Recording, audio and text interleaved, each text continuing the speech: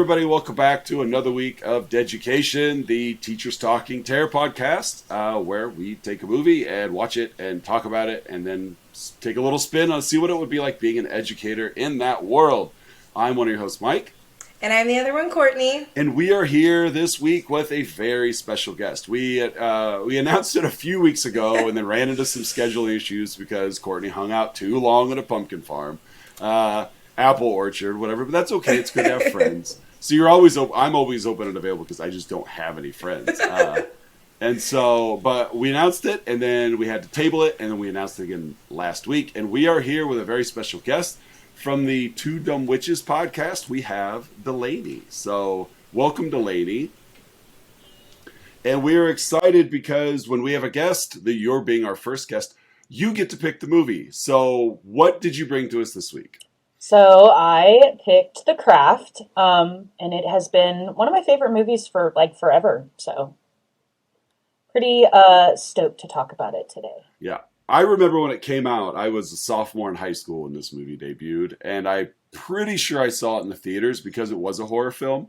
And because it's a horror film about high school girls, like I was really into it because I was a high school boy. And so why did you choose this movie to bring this week? So I chose this movie. Normally for horror movies, I'm kind of more down for like a vampire fantasy type movie, but with it being close to the Halloween season as well, and being someone interested in the craft myself, I picked The Craft. So yeah. Interested in the craft. I mean, you co-host a podcast called Two Dumb Witches, and I've seen on Instagram and social media, where like you go to festivals and you go all out. I do go all out. Me and my Two Dumb Witches, I co-host that with my friend Allie, who Courtney and I both went to school with. I know her too. And you know her too, because you were her teacher. Yeah. We go around. I think we kind of had a falling out in high school, and then we got back together. And it just so happened that we both got into this, into the craft. And we just kind of really built on that. And I was like, you know what? We like to talk about dumb stuff. And we like to talk about witchy stuff. Let's make a podcast about it and talk about it. So I think that's awesome. I think it's awesome. And so as the resident expert on the craft, not only the lifestyle, but also the film, you have brought to us this 1996. It qualifies as horror, but it definitely of the five movies we've watched thus far, Courtney, I think you would agree, it's probably the least scary. Yes, but that's okay. But it's also in some ways like the most complete film, and I say that because, well, let's put it this way: Sleepaway Camp had sequels, Nightmare on Elm Street has sequels. Terrifier and Terrifier 2, obviously a sequel situation. Halloween has sequels. There's no sequel to The Craft. So this really is our first complete, we have a beginning, a middle, and an end. We come to terms with the whole 9 yards. And so I think that's important that we cover some of that too, where not everything is going to launch into a future show of sequel number 7 or something like that. And so, yeah, like I said, I've seen this a number of times. And it's kind of a cool generational difference with me being obviously having both of you as students in high school, but so much older than you guys, like a generation older than you guys that, so many of these actresses and actors, like they were a thing in the 90s. They were in other things, popped up all over the place. But yet for you guys, like it might, unless you're really into the genre, it might be like, the first time you've seen this person somewhere, or you've seen them and you don't have any connection to where else they've been. And so I think that's kind of cool. I do want to ask Delaney before we get started, how accurate, based on what you know, how accurate is how they handle the craft in this film? It's fairly accurate. It's more on like the darker side of stuff. I don't really like to mess around with a lot of dark stuff. I believe whatever you put out there, you get back 3 times. karma, even if you will. I Hmm. think you need to be careful with that stuff. And I think if you kind of get into a little bit of negative stuff, you're welcoming a lot of bad juju into your life. So, but I do think that that portion of it, even them, what is his name? The guy that they like work, like the name of the guy that they worship, Amand. Chris. Manon, Oh, Matt. Manon Yeah, Yeah, or yeah, Manon. something. Yeah, yeah, Manon or something like yeah. that. And though I even looked that up, that's not a real, like, I guess whoever made the craft was like, I'm making sure that I'm not going to pick somebody. So these teenagers go out and like worship them. Um, but definitely like a worshiping some type of like god or goddess or demon or like thing like that. That's definitely real things that people are doing. And sacrificing blood or Ugh. getting together for rituals. Those are definitely things that people do. But like I said, it's a little on the darker side, but that's actually pretty accurate. Okay. So, So, what were there any alternative films that you thought about bringing to the show this week? I know you'd sent me a um, list. I don't remember what was on it. I don't really, to be honest, I don't watch a lot of horror films that are like scary. I Uh don't huh. like stuff with like demons in it. I don't like torture movies. I just don't. There's something about them. I mean, I'll watch them, but I'm just like, oh, this is disgusting, and I hate this. So, Well, um, She, avoid Terrifier and yeah, I was Terrifier gonna 2. say she would not have survived Terrifier No, no, movies. I there. have a friend at work that was like, man, that was rough, and I was like, I watched a podcast about it. I don't have to watch it. No, you really don't. It was Don't waste your time. no, it's but I do I try not to be too dismissive because I feel kind of like we were talking a little bit about pre-show that like with you and the craft and witchcraft or whatever, like you kind of have to be accepting of all the different split offs from it, Oh yeah, or else you just become really jaded and kind of snotty. And so I yeah, feel the same way about horror. Like I'm not a Rob Zombie horror fan, but I understand that there are, and I don't want to dismiss his ability because people love it. And the same yeah, with like Terrifier. There are some people that want to go to a theater and see extremely inventive gore, yeah, and I'm personally just not one of them. I'm okay with gore, but I want the story and plot and acting to be there first. yeah. I don't, and I felt the Terrifier movies were just, how do we get from gore A to gore B to gore C? Uh-huh. Yeah. And so, but yeah, if you're not into that, you could definitely avoid it because there was a sale on blood buckets at Spirit Halloween. Nice. But yeah, I did think about. So I asked Allie. Allie's way more into horror. She actually really does like Rob Zombie films. So she mentioned That's a all Rob right. Zombie film. It had something to do with witches or something. I don't know. Probably Lords of Salem or something like that. Yes, and my mom also really really likes horror. So I had asked her. She'd mentioned that one. I was like, I don't really know. I don't really like Rob Zombie movies. Yeah, thank you, thank you for not. um, I would have stomached it, but I would have been like, oh. Note to self: do not ask Delaney back on the show. And then Allie had also mentioned The Witch, which I think you had I love that mentioned that you movie. liked that movie. Mhm. And I would still be interested in watching it. I'm not saying that I don't watch any horror films. I am more of like a slasher thriller type person, and like I said, I really like vampire, like Yeah. Underworld and stuff like that. Those kind of Have movies. you seen The Witch? I have not. She did tell me Oh, a okay. good Oh, snidbit of it, but it's a very slow burn of a movie. It takes place in like Puritan time, to where there wasn't really any overarching, like there wasn't the church as we know it mhm, today. So it was just a lot of, if you don't believe, then you have to leave, and yeah, and so a family was just, nope, we're not on board with what everybody else is doing, and we're going to go live on our own by the woods. And there just happened to be a witch that lives in the woods, but you see the good. witch like twice the entire movie, right? Yeah, good. But there's so much, but it's not your pointed hat and talk to the skies kind of witch. It's just like the old forest hag that will steal your child. Yeah, And almost like you're, the folklore type witch. yeah, oh, very much folklore witch. And so it's a very slow burn, and it's so beautifully shot, and it's a really good movie, but it's not one you're gonna watch. It's like, to call, I guess, just to kind of frame it, to say The Witch and The Craft are both witchcraft movies, they would be at different like conventions and festivals. Okay. Their little sects are probably not crossing over much. Okay. I mean, I definitely wanted to watch it. She's like, it is good. She goes, there's a few parts that are a little bit like triggery, maybe not like for everybody. She goes, but it's definitely, she goes, it's definitely a witch movie. So, yeah. But yeah.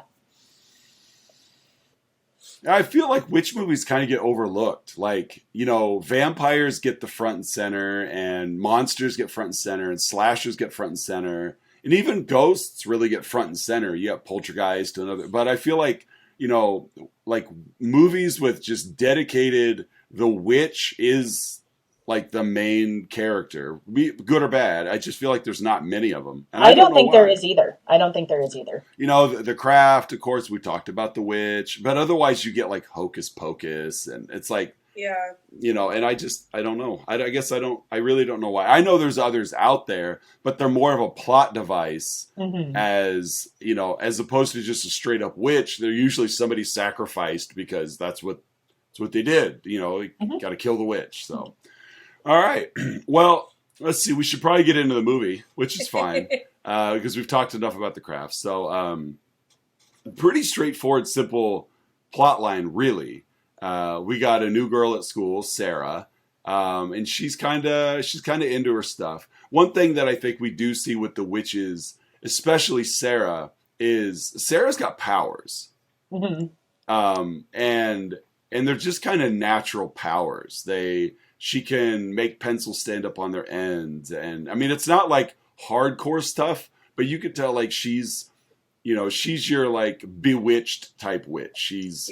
I'm going to come to school and I'm going to look pretty and I'm going to be normal. But when no one's paying attention, I'm going to do just to entertain myself. Some witchy things. Yeah, just some witchy things. They move from San Francisco to Los Angeles. That's her dad and her stepmom. Her stepmom's important here, because we find out as the story moves along that her real mom also had some powers. So, and so she moves to this new school, and as is done in many 90s movies, I've seen a lot of 90s movies, and for some reason it's a trope they do that we're going to bring the beautiful new girl in, and then she has no friends. Yeah, nobody likes her. They're like, ew. No, nobody likes the beautiful new girl. Now, as an educator of 20 years, that's ridiculous. You tell a classroom full of kids there's a new kid coming, and every kid is interested in who the new kid is. And unfortunately, even though none of them want to say it, it all boils down to what they want to know is, how does the new kid look? Yep. Yeah. When you tell them there's a new kid coming, we know nothing about the new kid. But as soon as they step foot in the door, which clique grabs onto them is instantly decided. If she's cute and dresses nice, then the cute popular girls are going to take her. If it's a boy, well, is he dirty? Does he look sporty? It's unfortunate, but kids they're visual about it and they latch on. And sometimes it'll switch because she may be the cute new girl, but she's an absolute just drag to be around. She's mean, and so they cast her off pretty quick. But in this case, we've got Sarah comes in. She's nice and she's pretty, and naturally nobody wants anything to do with her for whatever reason. Yeah, they're like, she's gross. Yeah. We don't know her. So I love the fact that in a Los Angeles high school, kids are going to keep their distance from the new kid. Exactly. Except she does form a friendship with a group of girls who themselves are outcasts. Of course, all beautiful. So they're the beautiful outcasts. Not an ugly kid in this school. But it's because the rumor is they're all witches. Ooh.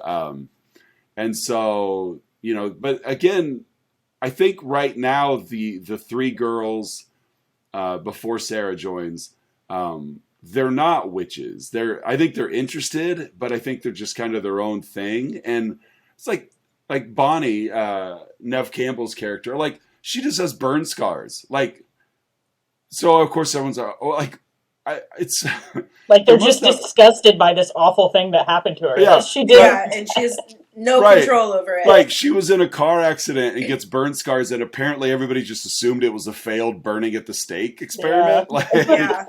And Nancy, she's just poor and dresses in black, so she's White clearly trash, rich. as she doesn't want to be white trash. Right. She doesn't. And then there's Rochelle, she's beautiful. Like she is. She's on the diving team and she's well kept or whatever. But she's black, so that's the reason why she's the outcast, because she's the only black person that I really seen in like the whole. I didn't think I seen any others like in the background of the movie. No. And I think they probably worked pretty hard to do that, which makes it completely unrealistic because this takes place in a Los Angeles public high school. Like this is not Lewistown or anything. Yeah, like what public high school has one black kid in LA? And so whatever. So she's black, so she must be a witch because we're a school full of idiots, and that's all we know. And so the girls, the three of them, Nancy and Bonnie and Rochelle, they do worship Manon, and so again, like you said, which is a fictional deity, but whatever. Sarah joins their group, and Sarah's like, "Hey, let's be witches together." And so it's kind of cute because it's like these are all like, obviously they're all adults playing teenage kids, but they're all in this realm of it's kind of cute because like they join up and then they do like what elementary kids do as high school kids, like, we're going to get together and we're going to play make-believe and have fun. And it's just, I don't know, it's just kind of funny. And then Chris comes in. Good old Chris. So he is like your typical jock. Yeah. Such a typical jock. And all of his friends. Like they're dumb. They're ignorant. I mean, they're just jerks. Yeah. And so, Chris, he's not afraid to come on to the new girl. Because he lives by the motto, I'm sure, of like, it's fresh meat. Like, she's new, she's pretty, so I'm going to try and get with her because that's what I do. And, that's my thing. She said, yeah, that's what we do here. And of course, he turns her down, or she turns him down, but that doesn't stop Chris. But while we're at this is where we see Bonnie in class. She notices Sarah is like, she's like making this pencil like levitate and spin in the air because Sarah's so bored in her first week of school at this new place that she's just going to witch out right there in like home ec or whatever. And nobody wants to talk to her still. So she's yeah, well, okay, I'll entertain myself.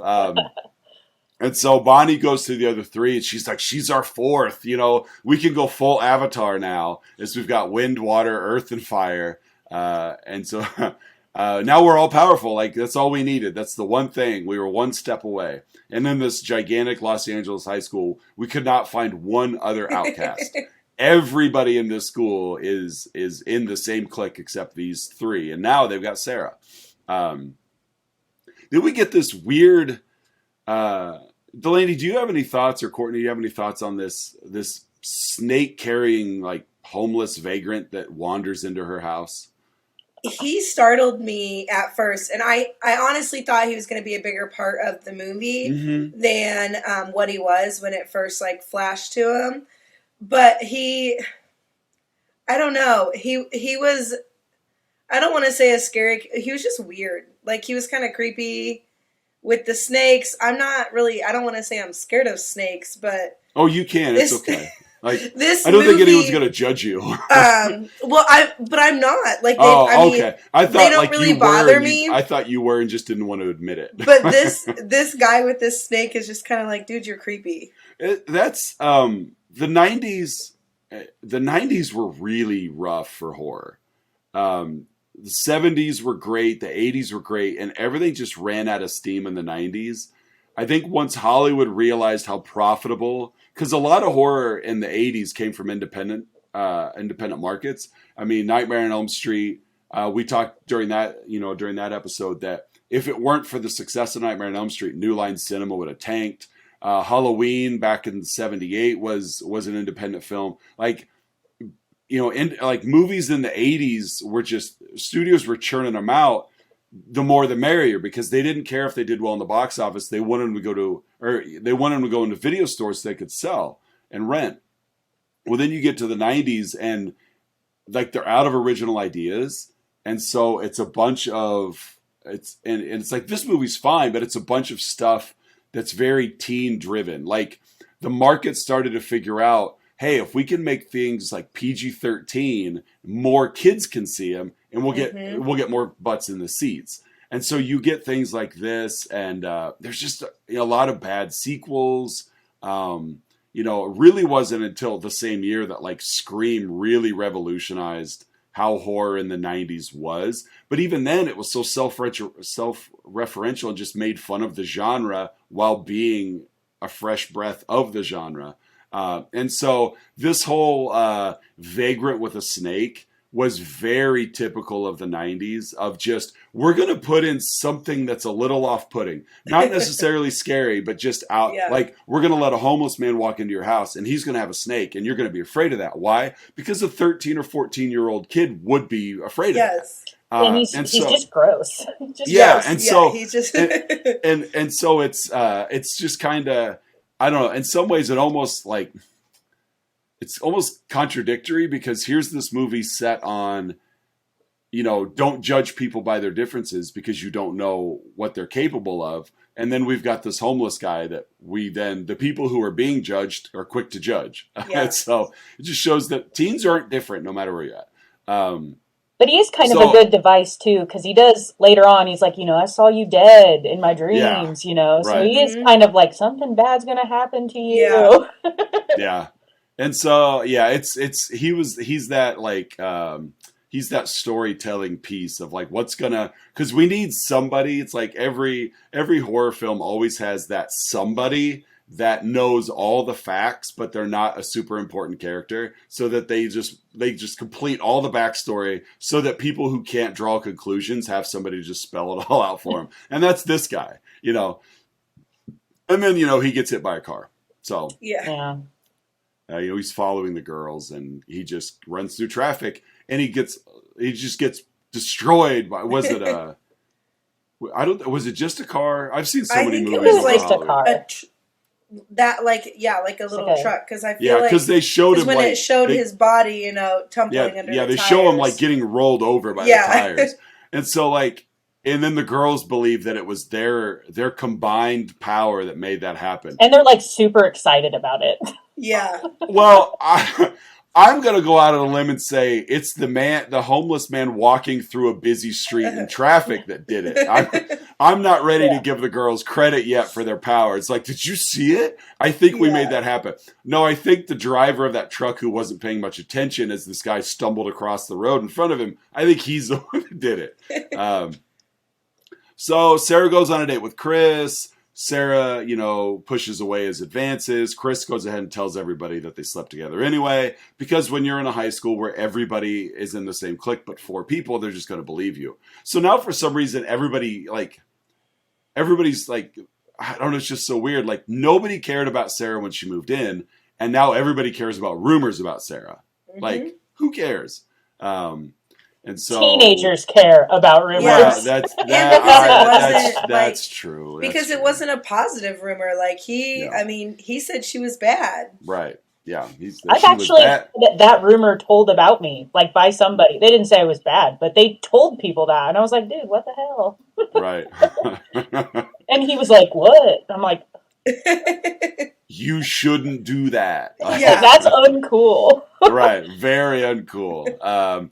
And so Sarah confronts him. He's disrespecting her. Like, what did we expect? Like, he's a jerk.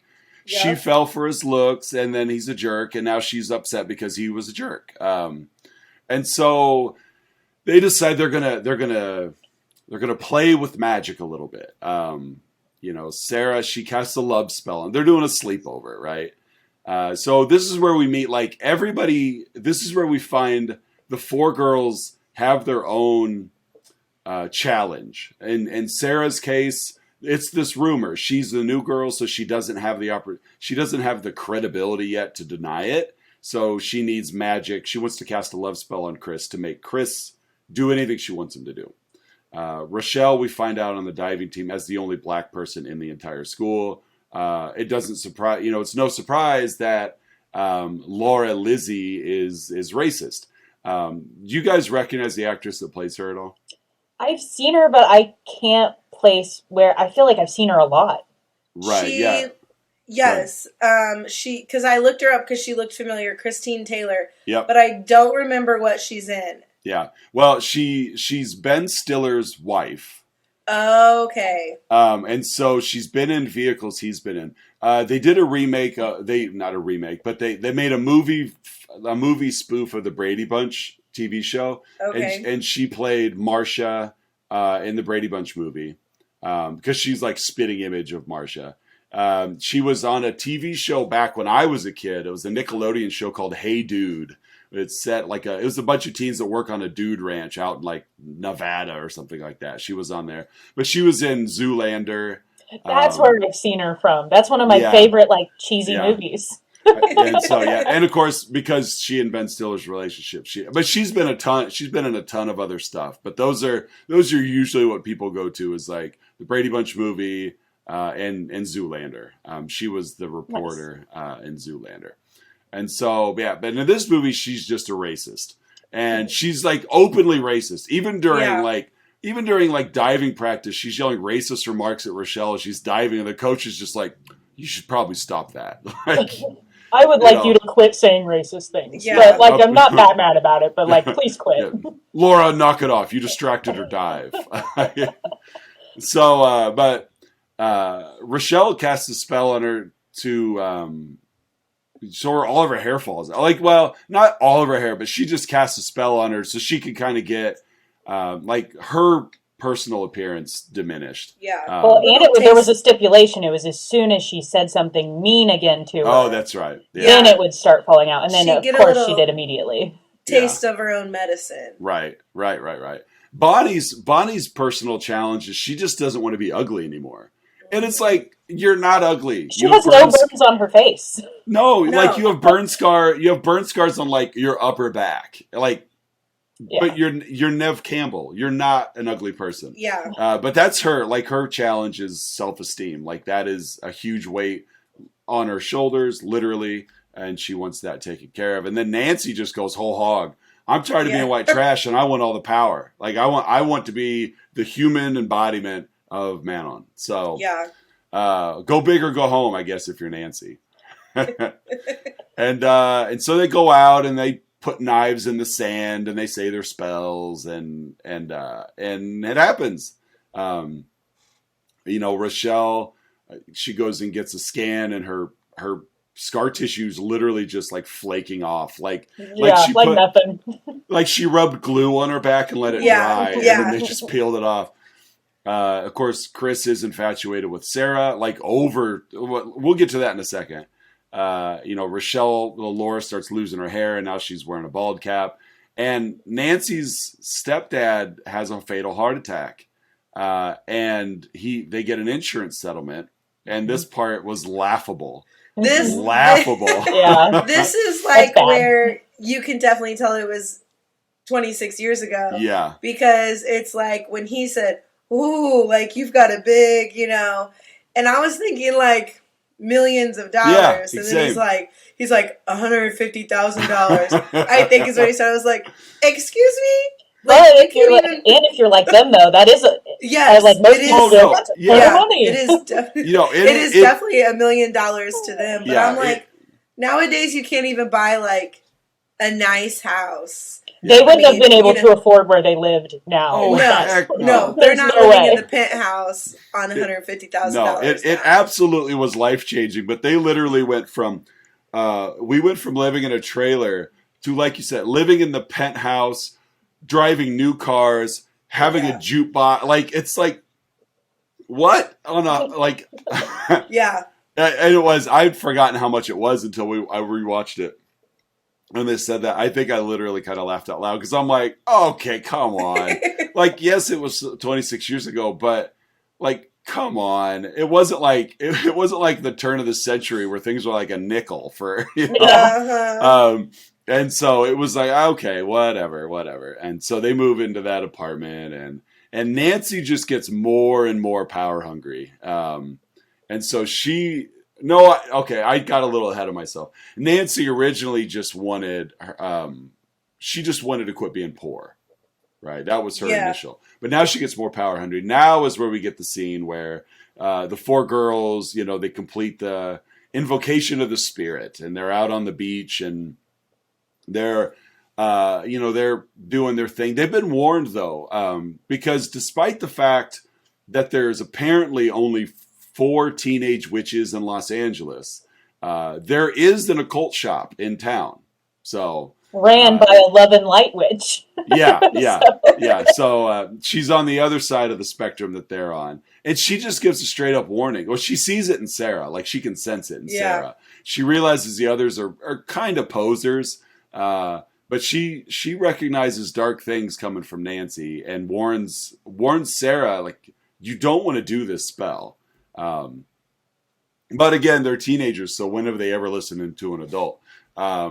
And so they head out and they do their invocation of the spirit, and Nancy's struck by lightning. And apparently they all just took a nap because it's now morning. Nancy is doing a completely realistic, not CGI'd walk on water. This top-notch special effects. And they go around the bend, and there's just like a beach full of dead sharks. Dead sharks. Like, and then I like how Nancy's like, "These are my gifts." It's like, that's what you wanted? Dead sharks? Yeah. Like, okay. That's what you wished for? Like, okay. And so, Nancy is just, she's really losing touch. She's going very power hungry to the point that, she's really scaring Sarah. And so, sorry, my alarm was going off there. And so she's just completely devoid of anything, risky behavior, like just running through red lights because she believes I could control everything now. She loses all like logical thinking. Yeah. Everything. She becomes a little untouchable. Yes. Yeah, very much untouchable. So. That's good. And then you were talking pre-show, Delaney, about like what areas of witchcraft that you are more interested in and why you avoid other areas. And so I think some of that negativity comes up here. So elaborate a little bit on what you like and what you avoid. So the rule of thumb is whatever you put out, you get back 3 times. So if you're doing things to cause other people harm, it's karma. It's gonna come back to you one way or another in some form or another. It's gonna come back, which is, again, it kind of has to do, they say it a few times, which is always it seems like in witch things all the time, as above, so below. Okay. It's kind of what that means. Like, whatever you put out there, it's gonna come back, and it's down there and it's up there kind of thing. So be careful. Do you think, now you would know way better than I would know, do you think some of this verbiage and some of these lines, do they predate movies like this, and then the movies through research, like the screenwriter through research, put some of that stuff in the movie, or is it like, is it where some of it is heard in a script somewhere in a movie, and then that starts to become the vernacular of the lifestyle? I think as above, because I looked into it a little bit, because you hear it all the time, and I've obviously done a lot of research into this stuff in general. I think that's been used forever, and I think that through research, probably filmmakers and stuff have seen it, and so they just keep using it. And I don't think they explain it very good sometimes, because like you might hear that and you'd be like, I have no idea what that means, know? I think most people would be like, I wouldn't know that means that whatever you put out there, you're going to get back, kind of thing. I wouldn't. Yeah. I mean, so, but it's said a lot in lots of like text, and most research, it talks about it a lot in one way or another. They word it a little bit different all the time. Also in different like cultures, they word it a little bit different too. But it's definitely the darker side of things. I think anytime you're messing with like spirits or anything, you just need to be careful, because creepy stuff does happen. Unfortunate things seem to happen. So if you're going to put it all out there and want some bad shit to happen to people, I would be careful what you get in return, which those people found out. They did. And they did.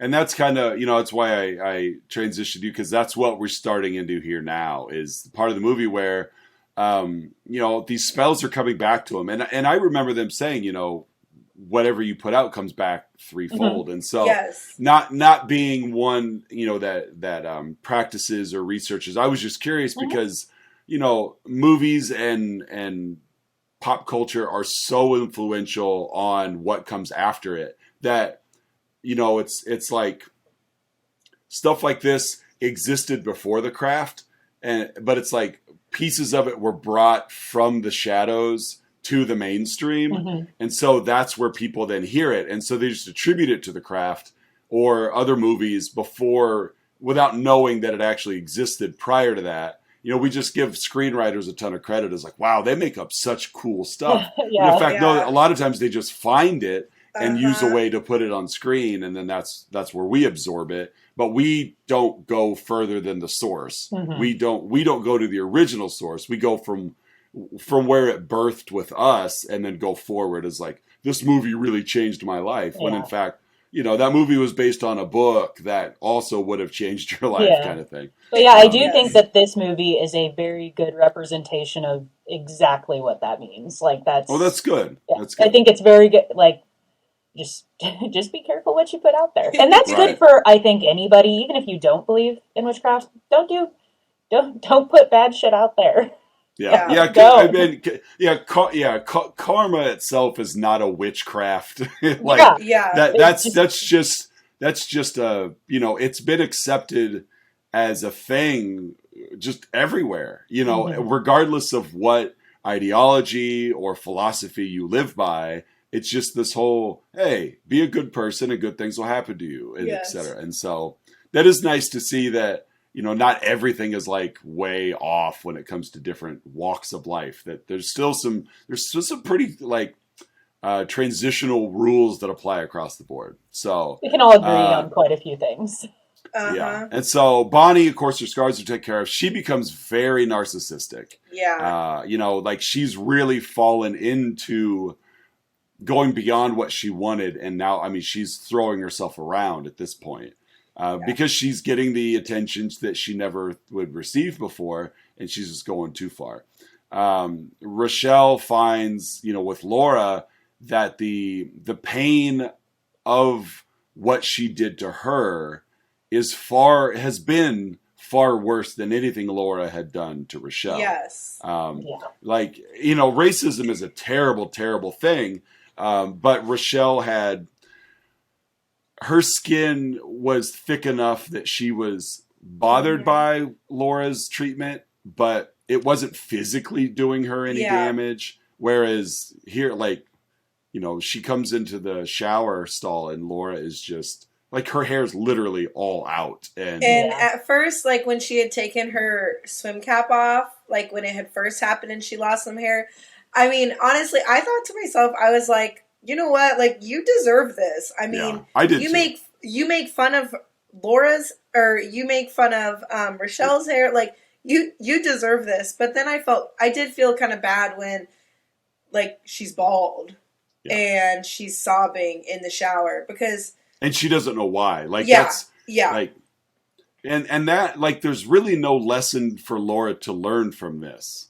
Yeah. Because it wasn't like, it just happened, and Rochelle knows the connection between the racism and the spell, but Laura doesn't. Yeah. So like, all Laura's hair is falling out and she has no idea why. But that's not going to make her any less racist. No. And, it's like, it's because that's what happened to me. I made fun of a witch's hair once, and there we go. Kidding. I was yours, Delaney. I think some like sophomore year, I think I made fun of you or something. No, of course I didn't.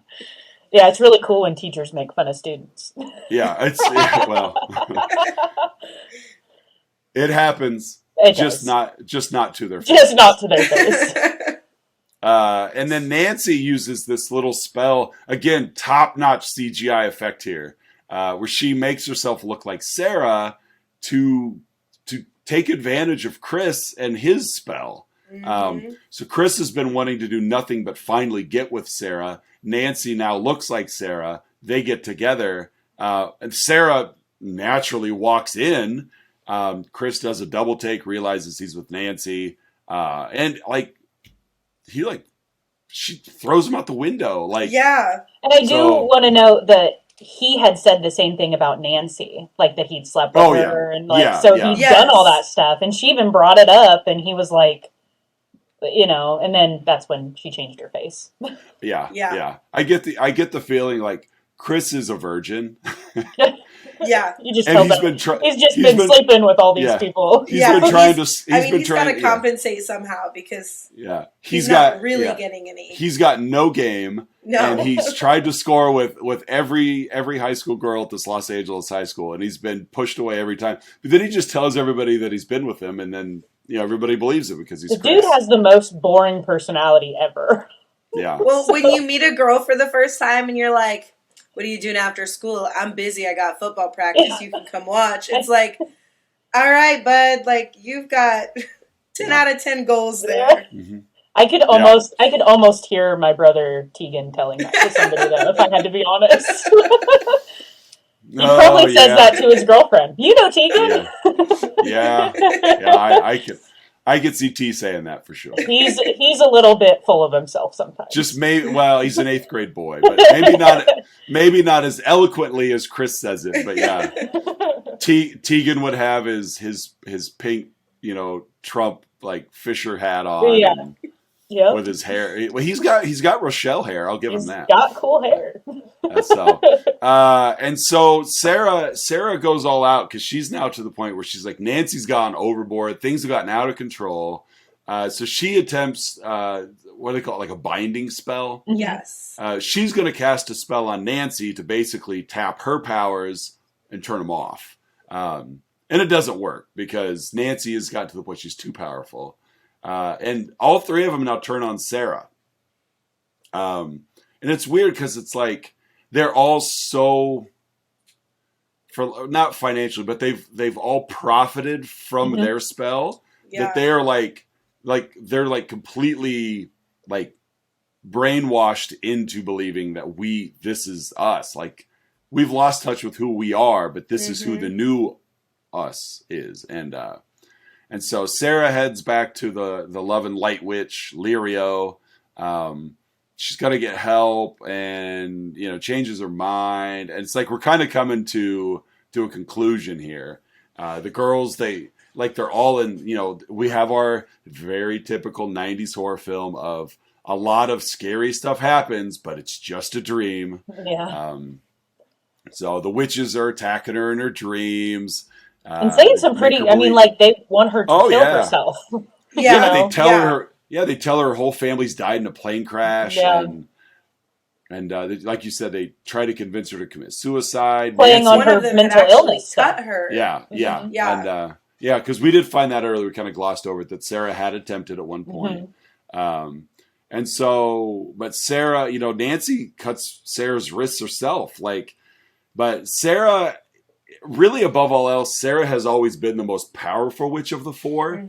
She's the only one that had the natural ability, but she's just harnessed it, and now she's like, all right, gloves are off now. So she has to get that confidence a little bit. Yeah. And so pushed to the edge, she invokes the spirit because apparently the spirit's just lying around waiting to be invoked. I think the way they kind of put it is what your intentions are. So if you want to use the spirit for good, it will do good. If you just want to use it for bad, it will do bad. But it's kind of on you how you want to use its power kind of thing. Gotcha. So it's not inherently good or bad. Right. So it's kind of like in The Wizard of Oz when Dorothy lands in Munchkin Land and Glenda comes down in her bubble and she just asks her right away, "Are you a good witch or a bad witch?" Because you've got the ruby the ruby slippers on. What are you going to do with the power of the slippers? And so that's basically what Sarah's dealing with now is she's invoked the spirit. So now it's like she gets to decide what she's going to do with it. And she uses it to do what she needs to do. So she first scares off Bonnie and Rochelle. by making her making Bonnie look ugly and making Rochelle look like her hair fell out. That was enough for those two to just tip out. Yeah, and it's like, it did come back 3 times because now Bonnie's got the burns like all over her face, and she's looking a little like Freddy Krueger. Right. And I like how she's a good witch. She's like good witch enough to where she doesn't actually do it to him. She just makes them think it happens. Exactly. Yeah, that's just it. Like it's like it comes back 1.5 times. Like, I'm gonna make you think. You look in the mirror, you're gonna see what you think you see, but it's not really there. But you're not really ugly. And then Sarah and Nancy go at it, and they're flying around and doing their stuff, and she finally gets Nancy's powers binded. And just shuts her down, like, you are unable to cause harm forever. And so now that the pun intended, now that the spell is broken, Bonnie and Rochelle come crawling back to Sarah, because they're completely powerless now. Mm-hmm. And they come crawling back, and Sarah just, she just doesn't really want anything to do with them. No. I like how they're kind of like, oh, she has no powers, and they just kind of like prod at her. Yeah. And then she's like, well, look at this, She's like, don't mess with me. Right. As they're walking, like, the branch falls down. Exactly. And then, like, whoops. And just basically, hey, careful what you wish for. Mm-hmm. And, and then we cut to Nancy, who is just in a straitjacket in a psychiatric hospital. Are you guys familiar with the actress Fairuza Balk at all? No. Okay. She's been in stuff. I think she's a fine actress, but she's got a very distinctive look. She's the actress who plays Nancy. Mm-hmm. And you feel bad for her because she does have such an animated face and a very large tooth-filled smile. But she played Vicky Valancourt in The Waterboy, the Adam Sandler movie. But her first big role was actually another Wizard of Oz reference. There was Disney made a sequel to The Wizard of Oz in the 80s called Return to Oz, mm-hmm. which, to be honest, it's a straight up horror film. And she plays Dorothy. And in the beginning of the movie, like, because she's returned from Oz and she's still so fixated on the Emerald City and everybody that's there, like Aunt M takes her to a psychiatric hospital. And it's kind of reminiscent because, it's like, this is in some ways like the second movie she's been in a psych hospital for being a witch, because she wasn't a witch in The Wizard of Oz, but, they all thought she was a witch because, are you a good witch or a bad witch? And, and she's battling with witches. But Return to Oz is, as a kid, it was like nightmare fodder. Like, creepy stuff going on in that movie. Huh. And it's a Disney movie made for kids. And you've got but yeah, it's there. You've got the main witch in the movie, Mombi is her name. Like, she steals heads off people, and she's got this like closet full of heads to where she just, like, at one point there's a headless body that goes up to the cabinet and puts a head on. And that's the person she looks like. It's creepy. It's for young kids. It's very harrowing. Yeah. And so, but yeah, she played Dorothy Gale in that movie. So she's kind of been around a lot of stuff, and she's a good actress. But she definitely plays delusional and crazy pretty well, especially at the end of this. I like her character a lot in this movie. Yeah. And so, but Sarah broke her brain basically, when she bound her powers. She still thinks she can fly. She's a nutcase, and because nobody understands, and this is the 90s where we didn't actually look into psychiatric issues. We just institutionalized them. Yeah. She's got delirium. We gotta get her off the street. Got another crazy. Keep her in there with all of her crazy to think about. Yeah, mm-hmm. Like she'll pass eventually. And so, but that's it for The Craft. That's our film. Courtney, have you seen this before? No. Do you even watch movies? I know. I feel like I don't, honestly. Like, if I'm gonna watch something, it's gonna be a TV show. Like, ask me, although I shouldn't say ask me about a TV show, I've probably seen it, because I am a comfort TV show. Like I've told Mike, like, I've probably seen Criminal Minds 10 or 11 times. She likes those comfort shows like Criminal Minds. Like I want to know. I want to know how to get away with murder. Yeah, like not like Friends or The Office or Everybody Loves Raymond. Comfort stuff like that. Like, have you seen that new comfortable episode of Criminal Minds? Yeah. My comfort show is House. It's still got people dying, but it's it's my favorite. But it's got a snarky doctor. Oh, God, I love him. I love how mean he is. So. And yeah, I'm like Criminal Minds. I'm there for Matthew Gray Gubler all the way. I'm more like The Witcher and Game of Thrones. Yeah, I haven't seen The Witcher. I haven't seen the new Game of Thrones spinoff. I did watch all of the original series. That was my Sunday night comfort. Like, everyone would go to bed, and I would just stay up and watch an hour of it, and it was just bliss. Like, the characters aren't as good in the spinoff, but they've grown on me. They've grown on me, and I am interested in watching the next season. So I've heard nothing but good things, but for me, like, I'm so busy, and my interests are, I won't say short-lived, but if they would have popped this on immediately after the last season of Game of Thrones, I'd continue watching it. But it's like, if you give me a chance to take a break, I'm not one to jump back into a show. Yeah. I get that. So I just have other things going on, like movies and movies and more movies. So yeah. All right. Shall we grade this thing? Yes. Delaney, as the guest, we will give you first opportunity to play the role of educator. And you're a substitute teacher today. Yeah, you're a substitute teacher. What grade would you give this movie? So, and I feel like I'm just biased because it's just one of my favorite movies. So it kind of, I wouldn't say it's the best movie I've ever seen. Also, when we talked about this movie to begin with, I didn't even know if it would be considered horror because it's not scary to me. Of course it is.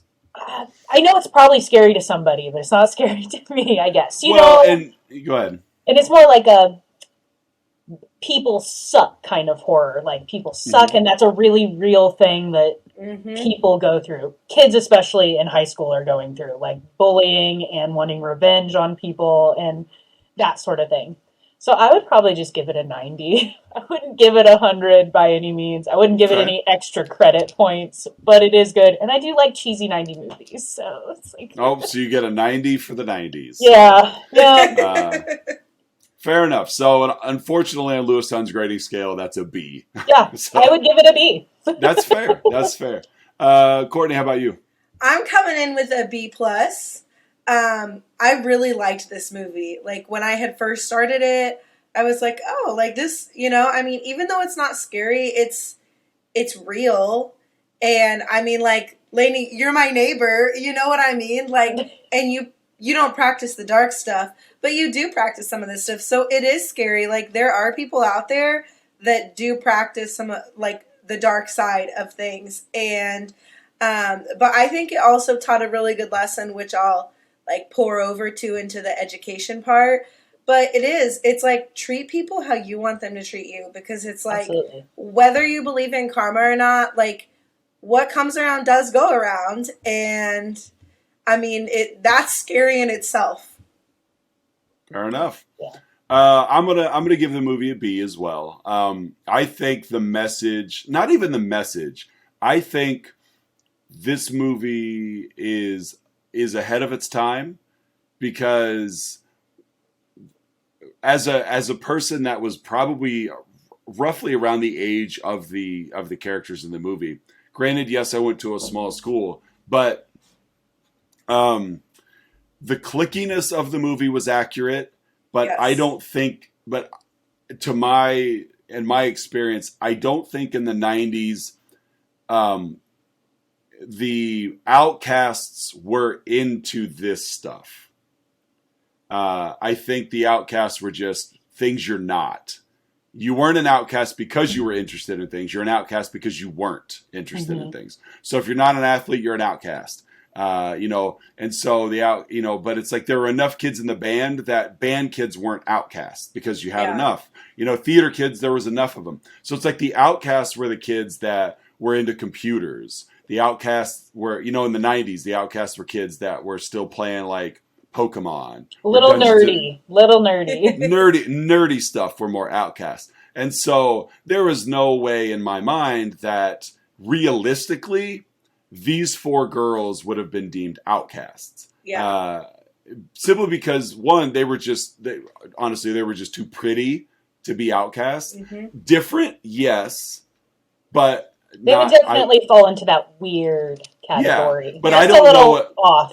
Right, but I don't know if they would have been put out as outcasts, because honestly, I don't know if back in the 90s, at least in my recollection, I didn't go to school in Los Angeles, but there weren't, like, it wasn't as big of a upswelling of witchcraft as it is today. So I say that I think the movie's ahead of its time, because what it portrayed then, if a movie like that came out now, it's like it couldn't come out now, because there's enough kids that are into this kind of stuff that they wouldn't be outcasts anymore. Yep, it would just be like about that group of people. And so, and we've talked about that a little bit, I think, and I think we've talked about it in a different episode. If not, I know we've talked about it of in some ways that's really what the internet has brought in a positive light to society today. There's so much negative that weighs it down, but it gives you the tentacles to reach out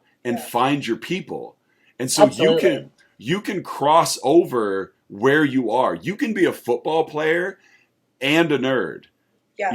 You can be a basketball star and still play Dungeons and Dragons. Like, it's okay, because the internet's given you enough of a platform where you have found people that do hang out with different groups. And so, I remember back growing up, kids that played video games were that lived by video games, not just played them. Everybody played them, but the kids that were like, that's all they did, they were, quote unquote, they were losers because they were different. But it's like, now you've got video game streamers that are making millions of dollars a year because that's what they do. You've got literally NBA players taking their Xboxes on the road with them so they could play video games in the hotel room. And these are adult men. And so that, I think a lot of that tarnish of difference has worn off, which unfortunately, we can get into this. Let's segue into the education part now. I think some of the tarnish of those hyper-focused differences worn off to where now, unfortunately, I think kids are just meaner to each other because of the things they can't change. Yeah. Because of maybe how, not where you live, but how you live. Things that are completely out of your control. Like in this case, Nancy, it's not Nancy's fault that she's poor. No, it's not. And she's got a rough home life. Her stepdad's abusive. And her mom does nothing to help her. Yeah. Her mom just lets it happen. Is, a drunk, I would say. Yeah. And it's like, we have kids like that and they don't get to choose. They don't get to choose where they come from. So it's like, you have to understand, like, people are going through things that you don't even know about. Right. And so to judge them off of their uncontrollables is just like, it's downright mean. Yeah. And like I was kind of getting at earlier, that we used to tease kids, not obviously us, but people, like, kids would tease kids because of things that they liked or disliked, because of just of a different taste. Yes. But now, because so much of that is like cross categorical, that now they're just back to being mean. Yeah. Like, because you're dirty, or because you don't have a dad, or it's like, and plus on top of it all, which is crazy. It's crazy. Oh my God, I know. And so much of it is just over sensationalized too. Like, everybody is going for shock value. Mm-hmm. That, if we're going to insult a kid, we got to make it hurt. And it's like, we deal with this in our schools all the time, on top of all the other things that we're dealing with in terms of meeting standards and, safe environment or whatever. And it's like, but it's not in our classrooms that this stuff is going on. It's out at recess and it's at lunch, and it's like, it's terrible, because, and on their phones, and, their phones are awful. They say awful things to each other online. It's literally insane. And I just truly, I don't get it. I'm not of that. I'm not of that era. I'm not in this time frame with these kids. I just don't get it. Like, you know, so much of it is, well, they started it. And it's like, but you can end it. Like, yeah. And I've never been able to understand it. And I don't know if anybody can crack the code of, you know, you just wonder, you know, we've got an absolutely fantastic, social worker that she does just wonderful, wonderful things, you know, but I just want to like go in after one of her classes and talk to the kids just to get them, you know, in a perfect world where they open up and you just want to ask them, like, does any of what she's telling you even work? Yeah.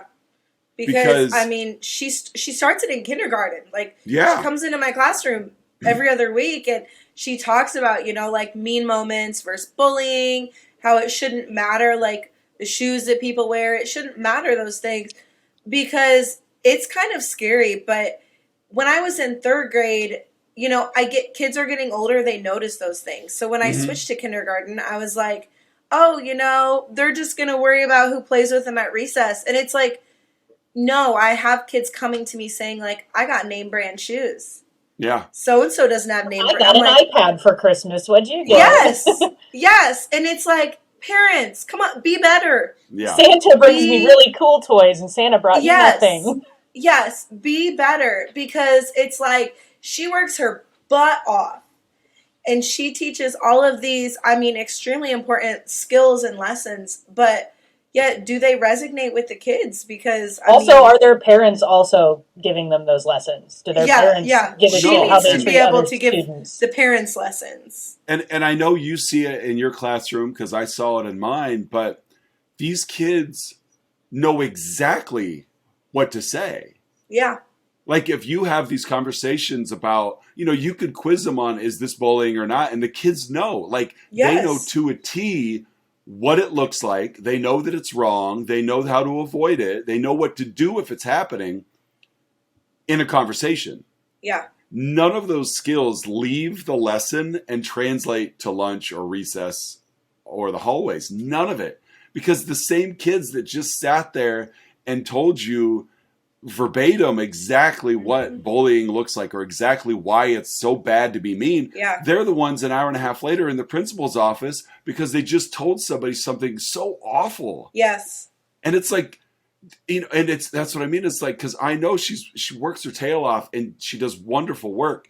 And the kid, you know, but I just wonder, like, what else can we do? And I don't think we can do anything. No. You know, it's the whole lead a horse to water situation of, we've got kids that know exactly what bad behavior looks like and choose to do it anyway. Yep. And then they know why it's wrong, but they can't avoid doing it. And I just don't get it. I never have been able to get it.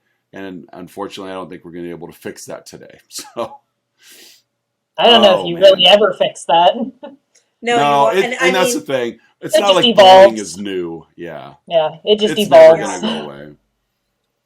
But it still stinks for sure. I see it at work. I'm a supervisor at work, and my coworkers bully each other. We have one of them that's just so mean and hateful, and I'm like, girl, unless you're going to go do something about it, quit talking about that person. I don't care what any of you do outside of this building. Like adults. Right. Yeah. And I used to tell my 3rd graders, like, you guys know, like, hurt people hurt people. So if you are, like, being mean for some reason, like, on the inside, you're hurting, and you need to think about that. Like, what? Like, why are you so upset? And it's hard for kindergartners. You know, I could say it to them, and they could repeat it back to me, but they're not gonna understand what it means. But that's what I say, like, because there have been times where, like, I'm not happy with how things are going in my life. So yeah, I'll be like, well, they shouldn't have that, you know, like, and I mean, it's pure jealousy because they've got something that I don't, but I've worked hard, you know, I mean. But it's also one thing to be, like, jealous about it or be like, ugh, but not act upon it, too. You're not, like, going out of your way to be like, God, you suck. Yeah, I'm not going to outright, like, you're really bad at confronting people. Yes. And, you know, and it's like, I think we want to blame social media a lot because it gives us a platform to not filter ourselves and to not internalize our thoughts. but that doesn't explain why kindergartners, first graders, because they're not on social media. No. So it's like, I think a lot of people want to chalk it up, again, shift the blame. Well, if it wasn't for Facebook, I wouldn't say these things. It's like, no, that's still a choice you're making. No, you're still kind of a sucky human, actually. It's like, if anything, it's like there was an episode of The Office where Creed he has a blog. When it turns out that that Ryan Howard actually just created a Word document and told him it was his blog. And so he goes in there and he writes his blogs all in his Word document. But of course it never sees the internet. Nobody ever reads it. And so it's like, we need to get back to that of just channel your thoughts into a Google Doc and then just save it and don't ever do anything with it. It's okay. If you need it to leave your fingers, do so. But journaling. Start journaling. Right. Exactly. Go back to a diary and say how much you hated your day and then go to bed. And it's okay. Like, you don't have to take it out on the world. Yeah. And so, or if you're a witch, put it in a spell jar, and then you'll feel better. There you go. Exactly. There's your lesson, guys. Buy your spell jars from Lainey. She'll hook you up. And so, promote yourself a little bit, Delaney. Tell us about Two Dumb Witches and where they can find you. So we're promoted technically by my husband. He has a platform called Shitpost Media. Is where it kind of started, and it was a sports blog, and he found out that most people don't want to listen to him talk about sports. So get out of here. So Poor Dylan. So he does do these things called post-game analysis. They're hilarious. They're like little skits about the Patriots. I've watched a couple. Yeah, so those are popular. But so then it was like, we could be reaching more people. And I think me and Allie fortunately talk about enough things that we are interesting to both males and females, because we do like our funny episodes and then we do like an occult episode. So we're kind of getting all these things. Plus, we both kind of have been gaining like this following on Instagram. So I have like a whole witchy Instagram. I have like a personal one, a witchy one, and then I have Two Dumb Witches. So I've kind of already been doing this stuff. I like to make spell jars. Even if you don't believe that they're doing anything magically for you, if you look at that spell jar and you're like, oh, I'm going to be confident today. It just reminds you to be that way. Yeah, then so be it, A reminder, if you hold it and it gives you confidence or you think that you're going to do better at work, then more power to you, So fair enough. We do all that.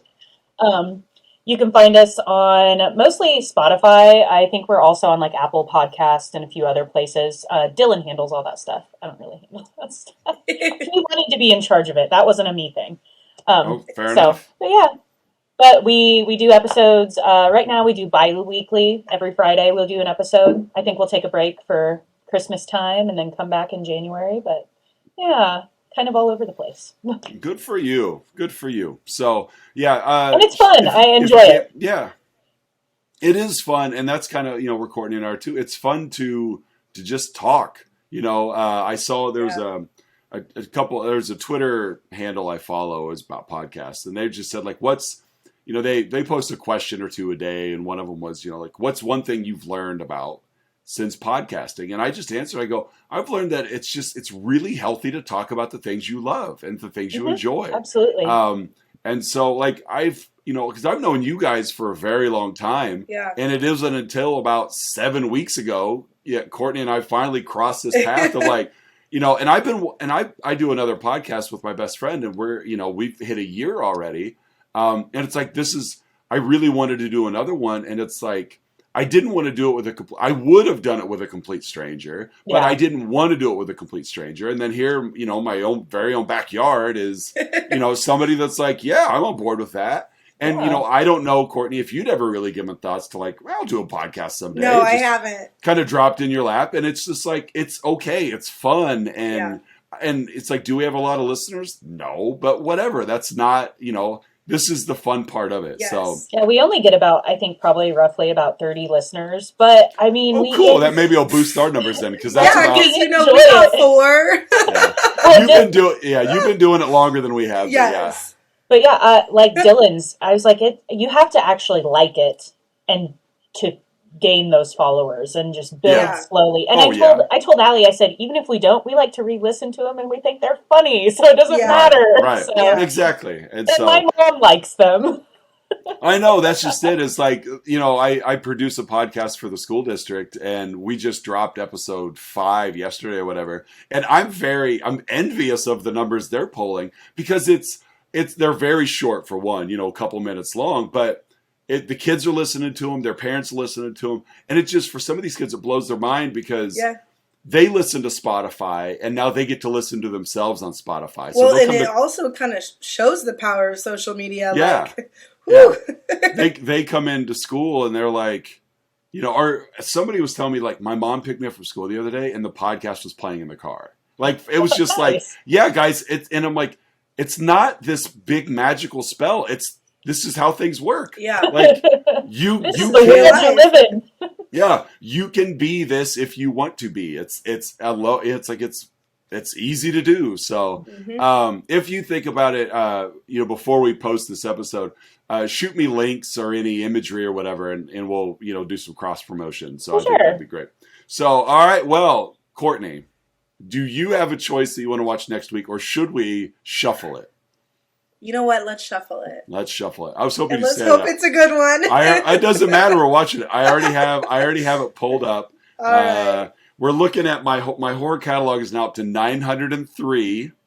And next week we are watching a 2020 movie called Run, starring, I think Sarah Polley is in that movie, from American Horror Story fame. A homeschooled teenager begins to suspect her mother is keeping a dark secret from her. So that is the premise of the movie. 88% on the tomato meter by critics, 74% by the fans. It is a PG-13 movie. Clocks in at 89 minutes, and it is called Run, and that is what we're going to watch next week. Yay! Woo-hoo! Yay! I guarantee you haven't seen this one, Courtney. Oh, no, yeah. Have you seen any of the movies that you guys have done prior to doing the episode? She has not. I've seen them all. It's rough. Including next week's movie. I've already seen it. So I really like watching scary movies. And that's how, like, Mike Reed came to my classroom one day, because I had tweeted, like, anyone want to watch a scary movie with me? Because my husband doesn't want to. Does Casey not like scary movies? Oh. You know how picky he is with his music. Oh, well, okay. He exits the room when a scary movie comes on. Yeah. Nope, he does not like to be scared. It's hard to get Dylan to watch movies in general, so I kind of get it. Yeah. And so, because I've never watched them really, but I do know that I like that gore, and I like to be startled, and I like things like that. So, yeah, I have not seen many scary movies except for, like, the new ones, like Annabelle or, the typical. I watched the It movies when they came out. I have not seen Chapter 2. I haven't seen Chapter 2 either, but I thought it was good. I liked the first one too, but yeah, and I really enjoy it because my 2 children are too young to watch a lot of horror. We watch a little bit. Like, I've shown them some, like, really low key stuff. Yeah. That is more fun than it is scary. And so this is fun for me because it's like I get to revisit these new ones. Yes. With a fresh set of eyes. Stuff that I've seen dozens of times before, and then Courtney's like, Halloween, is that a Jason or a Michael or a Freddy? And I'm like, oh, right. It probably makes some people like cringe, like, oh my goodness, this girl wanted to do a horror podcast. Well, no, but I love the fact because it's like you're on board to watch whatever. Yeah. And so that's what's fun is where, like, because the other show I do, with my friend, Let's Talk About Flicks. Vast majority of the time we've both seen the movie already. Mm-hmm. And so we're revisiting it, and then we're just talking and having fun with it. But this is fun because it's like, it's like, so what did you think? How did you feel? And it's fun because like we watch Halloween, and there was stuff that like jump scared got you, and I'm like, I've seen it so many times, I know what's coming. I don't miss a beat, and so that's how I thought I was going to be excited when my brothers picked Van Helsing for our movie night the other night, and then they were both super like they hated it, and I was like, it's kind of cheesy, but I really like it's very cheesy. I was like, come on, you picked it. Yeah. So, all right. Well, we're gonna watch a very underwatched, underrated movie. Run 2020 is one of those. Probably it's an indie film, probably straight to streaming or something like that. But I do remember it being very good.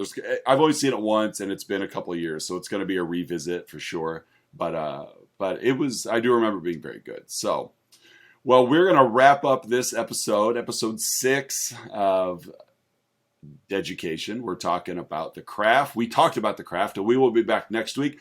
We do want to thank you, Delaney, for coming on. Yeah, it's been a joy. Having me. We hope that you come back again sometime when the mood is right. When Courtney doesn't have scheduling issues that cause us to. Hey, my schedule is weird. My schedule is weird to catch me. I work like every other weekend, so I'm hard to catch sometimes. But yeah, we'll knock out some episodes. Thank you for sticking it out with us, though. Yes. We appreciate your patience. So, and I know we've got other people that would love to join the podcast as guests as well. So it's been fun, and we hope to have you back sometime. All right, I loved being here. All right. Well, thanks for coming, guys. Whether you're catching us on podcast or watching us on YouTube, you can find us on social media. We're on Facebook and Twitter and Instagram. Links will be down below. And we hope you come back next week when we cover the Sarah Poly Vehicle 2020's Run. So for Education, I'm Mike. And I'm Courtney. And we'll see you next week.